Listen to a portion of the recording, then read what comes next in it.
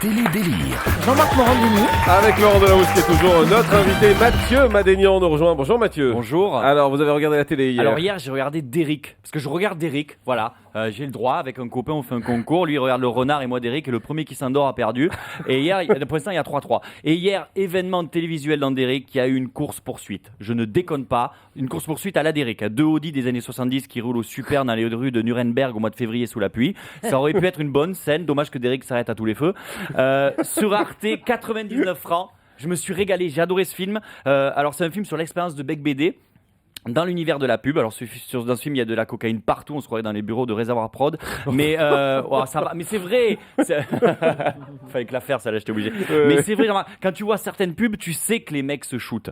Attends, ils ont fait une pub pour l'armée française, vous l'avez vu? Non mais pourquoi faire? Il n'y a qu'une armée en France, il n'y en a pas d'autres. Si tu vas aller à l'armée, tu vas à l'armée française, il n'y a pas de concurrence, c'est débile.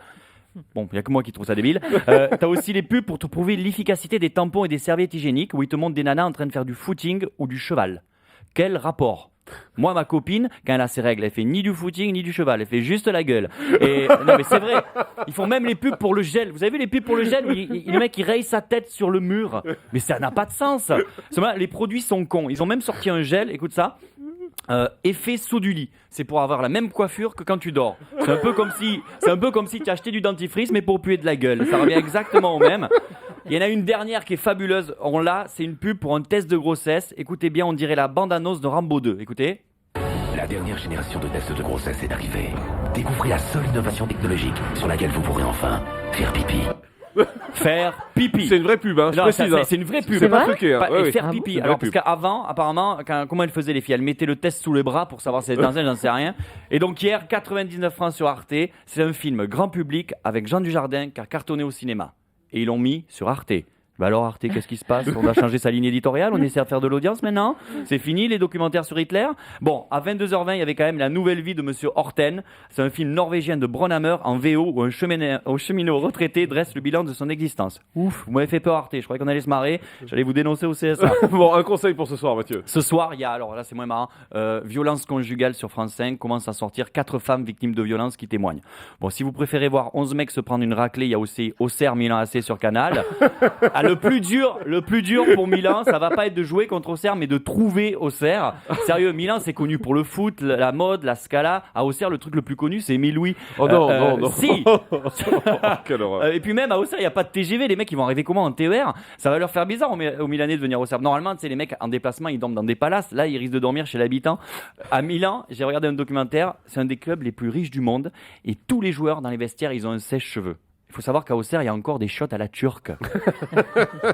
Ce soir, il y a aussi sur M6 l'espoir de l'année avec l'élection du meilleur coiffeur. Pour moi, je vais vous dire, le meilleur coiffeur, c'est celui, quand il coiffe, il ferme sa gueule.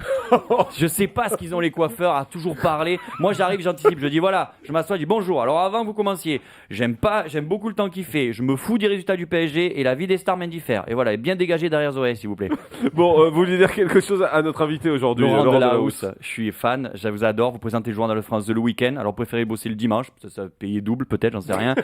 Alors, vous êtes le sex symbol de. Là, on a que des nanas ce soir. Vous êtes le sex symbol de France 2. Il est 11h, mais moi, c'est vrai, je suis un peu comme Bec BD alors. Alors, vous êtes le sex symbol de France 2, et moi je pense c'est la femme de Pujadas qui doit être dégoûtée. Quand elle regarde le week-end, le journal, elle doit dire putain, j'ai pas choisi le bon. Oh, salaud. Mais c'est vrai. C'est violent. Le week-end à l'antenne, t'as Ken, le mari de Barbie, et la semaine, t'as un Playmobil. Non mais c'est vrai que, sans déconner, vous êtes beau mec, vous faites du bon boulot, vous êtes intelligent, je vous déteste, sans déconner. En boîte de nuit, c'est le genre de mec qui s'assoit au bar, les nanas viennent. Moi, en boîte de nuit, je galère toute la soirée et je me tape la nana qui passe aspirateur à 5h du matin. Faut arrêter 2 minutes. En tout cas, moi, je vous attends dehors avec Pujadas, on a des trucs à vous dire. Nous. Merci beaucoup, Mathieu Madénian.